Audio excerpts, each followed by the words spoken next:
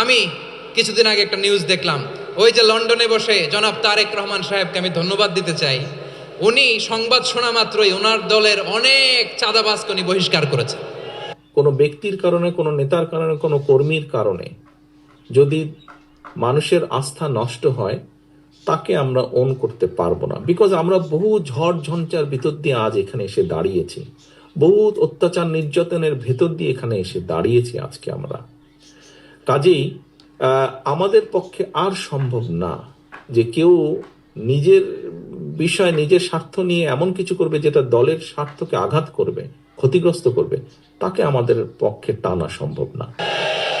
I do appreciate প্রতিটি দলের এরকম ইনিশিয়েটিভ নেওয়ার দরকার আছে না নাই? যে কোনো দলে এই প্র্যাকটিসটা থাকার দরকার আছে না নাই? চাঁদাবাজদের সাথে আপনারা নিজেদেরকে মুক্ত ঘোষণা করবেন যে এরা আমার দলের কর্মী হতে পারে না। টেন্ডারবাজি, চাঁদাবাজি, দুর্নীতি, অপরাধ, দখলদারিত্ব, মজুদদারি, এগুলো সব কিছু একসাথে প্রতিরোধ করতে হবে, ঠিক কিনা বলেন? একটা মানবিক সমাজ যদি চাই, প্রতিরোধ করতে হবে। প্রিয় ভাইয়েরা, আল্লাহর শপথ নিয়ে বলি, এই নাসিহাতগুলো সবার জন্য, সব দলের জন্য, সব মতের মানুষের জন্য। আমরা কোনো দলের প্রতি মানুষকে ডাকি না, আমরা ডাকি ইসলামের দিকে। সব দলের, সব মতের, সব মানুষদেরকে আমরা আহ্বান জানাই, আসুন আমরা একটা সুন্দর সমাজ বিনির্মাণ করি। এই যে নতুন বাংলাদেশের এক সুযোগ এসেছে, আর জীবনে হয়তো আসবে না, সামনের 100 বছর এই সময় আসবে না। আসুন দেশটাকে আমরা সাজাই, আসুন আমরা দুর্নীতি বন্ধ করি, আসুন আমরা চাঁদাবাজি বন্ধ করি, আসুন আমরা দখলদারিত্ব বন্ধ করি, আসুন আমরা এক দল আরেক দলকে নিশ্চিহ্ন করার যে রাজনীতি, এটা বন্ধ করি। সব দলের প্রতি আমার আহ্বান, আমরা চাঁদাবাজ মুক্ত বাংলাদেশ চাই, জুলুম মুক্ত বাংলাদেশ চাই, ফ্যাসিজম মুক্ত বাংলাদেশ চাই, গুণ খুন খারাপি মুক্ত বাংলাদেশ চাই। আমরা নতুন ভোরের বাংলাদেশ চাই। ওই বাংলাদেশ পাওয়ার জন্য মুনকার প্রতিরোধে, অন্যায় প্রতিরোধে যদি বাঘের বাচ্চার মতো, আবু সাইদের মতো 2 হাত উঁচু করে, বুককে টান টান করে প্রসারিত করে দাঁড়াতে হয়, রাজি আছো মুসলমান? কারা কারা রাজি? আল্লাহকে হাত দেখিয়ে প্রতিজ্ঞা করো।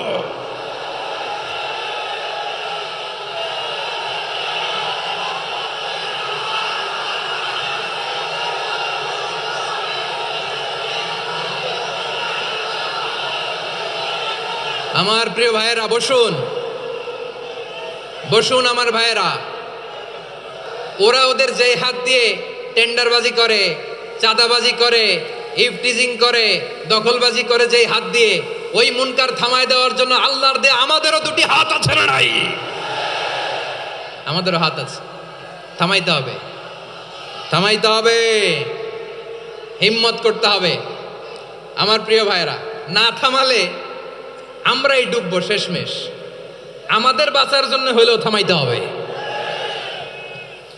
রব্বুল আলামিন বলেন, ওয়াত্তাকু ফিতনাতাল লা তুসিবান্নাল্লাযীনা যালামু মিনকুম খাসসা। ও আমার গোলামেরা, ওই আযাবকে ভয় করো যে আযাব যখন আমি জমিনের বুকে পাঠাই, শুধু জালেমদেরকেই মারি না, আলেমদেরকেও মারি।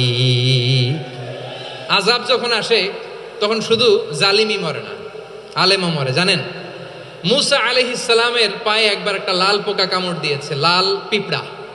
লাল পিঁপড়া কামড় দিলে খুব আরাম লাগে না? কি লাগে? হ্যাঁ, জ্বলে না? লাল একটা পিঁপড়া কামড় দিছে, তো উনি রেগে মেগে পাশি দেখে লাল পিঁপড়ার বাসা, পা দিয়ে ডলে মুছে সবগুলো পিঁপড়া মেরে ফেলছে। এই ঘটনাটা আল্লাহ ঘটিয়েছেন, এজন্য মুসা আলাইহিস সালাম ছিলেন কালিমুল্লাহ, সরাসরি আল্লাহর সাথে কথা বলতেন। তিনি আল্লাহকে জিজ্ঞেস করেছিলেন, আল্লাহ তুমি যখন কোনো জনপদে আযাব পাঠাও, শাস্তি দাও, ওখানকার শুধু জালেমরাই তো মরে না, ভালো মানুষগুলাও মরে, তো আযাব দিবা মুশরিকদের উপর দিবা, অবাধ্যদের উপর দিবা, ভালো মানুষগুলারে মারো কেন? আল্লাহ বললেন, মুসা তোমার যে কামড় দিছিল পায়ের মধ্যে পিঁপড়া, কয়টা পিঁপড়া? জোরে বলেন। একটা পিঁপড়া, তো সবগুলারে মারলা কেন? রেগে মেগে পুরো পিঁপড়ার বাসা ভেঙে ম্যাসাকার করলা কেন?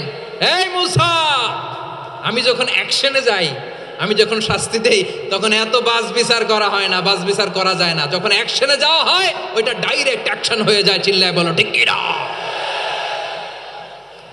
এজন্য আমাদের বাঁচার জন্য হলেও এই পাপ থামাতে হবে, এই শয়তানের অট্টহাসি থামাতে হবে, অন্যায় অপরাধ সমাজ থেকে আমাদের থামাতে হবে। কারণ আযাব আসলে ওরাও মরবে, আমরাও মরব। একটা জাহাজ 2 তলা, আপনি আছেন 2য় তলায়, শুনতেছেন? শুনতেছেন? জাহাজ কয় তলা? আপনি কোন তলায়? 2য় তলায়। নিচের তলার কিছু লোক জাহাজের তলা ছিদ্র করতে আরম্ভ করছে। কি ছিদ্র করতেছে? আচ্ছা, জাহাজের তলা ছিদ্র করলে তলা দিয়ে কি ঢুকে? এখন আপনি যদি বলেন আমার কি, আমি তো 2 তলায়, আমার কি, আমি তো সেফ, আমি ইন দ্য সেফ জোন, আমি তো ভালো আছি, আমি তো ভালো আছি, ওরা ছিদ্র করে ওরা মরবে। আসলে কি শুধু ওরা মরবে, নাকি তলা ফুটো হলে ভিতরে পানি ঢুকলে আপনারও শরীর সমাধি হবে? তলা দিয়ে যখন পানি ঢুকবে, জাহাজ ঢুকলে আপনিও মরবেন। এজন্য নিজে মরার আগে ওই পাগলগুলোর নিচতলায় যে থামাতে হবে। চিল্লায় বলেন ঠিক কি না? এজন্য আল্লাহ বললেন মুনকার প্রতিরোধের দায়িত্ব সমাজের টপ টু বটম সবার। পুরো উম্মার দায়িত্ব, সরকার প্রধানের দায়িত্ব, প্রতিটি ফ্যামিলির প্রধান বাবার দায়িত্ব, বিশ্বনবী বললেন প্রতিটি সচেতন মুসলিমের দায়িত্ব। এজন্য মুনকার প্রতিরোধ করার দরকার আছে না নাই? সমাজে এই যে ইফটিজিং হয়, আপনার বোনের বয়সী একটা মেয়েকে কিছু বখাটে টিটকারি করে, এই বলে সেই বলে, নোংরা কথা বলে, রাস্তায় দেখেও আপনি পাশ দিয়ে না দেখার মতো চলে যান কেন? আপনি দাঁড়ান না কেন? আপনি দাঁড়ালেই তো থেমে যাবে। কারণ সত্যের যে শক্তি, তার সামনে মিথ্যা মুখ থুবড়ে পড়ে। আপনার সামনে ও কিছুই না, নাথিং।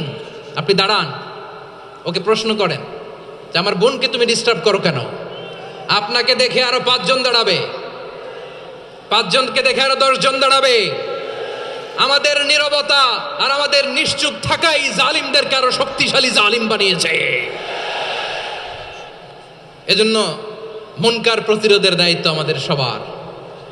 রাব্বুল আলামিন বলেন ওয়ায়ানহা আনিল ফাহশাই ওয়াল মুনকারি ওয়াল বাগি ইয়াইদুকুম লাআল্লাকুম তাযাক্কারুন। বসুন। আল্লাহ বললেন আমি অশ্লীলতাকে নিষেধ করি, আমি সব ধরনের মন্দ কাজকে নিষিদ্ধ করি, সব শেষে আমি সীমা লঙ্ঘনকে তোমাদের জন্য নিষিদ্ধ করি। আলোচনা মনে আছে তো, না ভুলে গেছেন? নিষিদ্ধ করেছেন কয়টা জিনিস?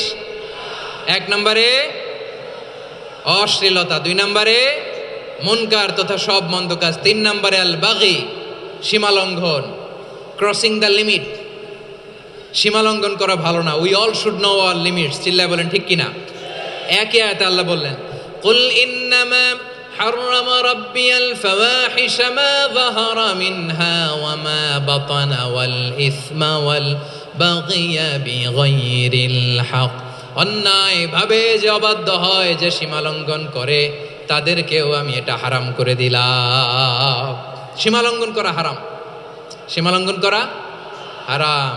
আল্লাহ বারবার বারবার আমাদেরকে ওয়ার্নিং দেয়। যখন আমরা থামি না তখন আল্লাহ ধরে, আর যখন ধরে তখন ছাড়ে না।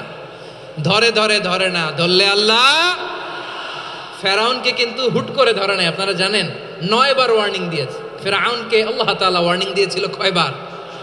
বীর চট্টলার বীর সেনানীরা আওয়াজ করে বলেন ফেরাউনকে ধরার আগে ওয়ার্নিং দেয়া হয়েছিল কয়টা? রব্বুল আলামিন বলেন ওয়ালাকাদ আতাইনা মূসা 9 আয়াতিন বাইয়িনাত, 9টা মুআজিজা দেখিয়েছি। 1 2 3 বারবার এইভাবে রিমাইন্ডার, ওইভাবে রিমাইন্ডার, এইভাবে নসিহাত, ওইভাবে দাওয়া। ফাকুলা লাহু কাওলান লাইয়িনা, নরম করে বলো, সফট করে বলো, যত ওয়ে হতে পারে দাওয়া মেথডোলজির। মুসা আলাইহিস সালামের সব অ্যাপ্লাই শেষ, 10ম বারে যে আল্লাহ ধরছে। 10ম বারে যে ধরেছে। এজন্য আল্লাহ বলেন আমি সীমা লঙ্ঘনকে পছন্দ করি না। কোরআনের অন্য আয়াতে বাগীকে বলা হয়েছে আল ইতিদা, সীমা লঙ্ঘন যারা করে তাদেরকে আল্লাহ বলেছেন মুতাদিন। وقاتلوا في سبيل الله الذين يقاتلونكم ولا تعتدوا إن الله لا يحب المعتدين। আমি সীমা লঙ্ঘনকারীদেরকে কোশ্চিন কালেও পছন্দ করি না। আমরা যেন সীমা লঙ্ঘন না করি, রাজি আছেন তো? যে কোনো ক্ষেত্রে ইবাদতে যেন সীমা লঙ্ঘন না করি। অনেকে আমরা এবাদতে সীমালঙ্ঘন করে ফেলি। বিশ্বনবী সাল্লাল্লাহু আলাইহি ওয়াসাল্লাম যেটা শিখিয়েছেন এর বাইরে যে অতিরিক্ত বুজুর্গ হতে চায় এরকম আছে না নাই? করা যাবে না, কোনো ক্ষেত্রেই সীমালঙ্ঘন করা যাবে, এমনকি যুদ্ধক্ষেত্রেও না। বিষ্ণু ইসলাম বলেন খবরদার যুদ্ধক্ষেত্রেও সীমালঙ্ঘন করো না। কি সুন্দর ইসলাম আমরা পেয়েছি। বিশ্বনবী বলেন খবরদার যুদ্ধের ময়দানে কোনো নারীর গায়ে হাত তোলো না, কোনো শিশুর গায়ে হাত তোলো না, কোনো গবাদি পশু হত্যা করো না, কোনো শস্য ক্ষেত্র ধ্বংস করো না, এবাদতরত অন্য ধর্মের কোনো সন্ন্যাসীর গায়ে হাত তোলো না। বলেন সুবহানাল্লাহ। তাহলে আমরা সীমালঙ্ঘন করতে পারবো? প্রিয় ভাইয়েরা, একটা সুখী সমৃদ্ধ শান্তির সমাজ, মানবিক সমাজ যদি আমরা গঠন করতে চাই, আমাদের আল্লাহর দেয়া কয়টা আদেশ মানতে হবে বলেন দেখি? সবাই বলেন কয়টা? আর বেঁচে থাকতে হবে কয়টা জিনিস থেকে? আওয়াজ করে বলেন কয়টা? আচ্ছা, আদেশ নাম্বার 1 কি ছিল বলেন? আল্লাহ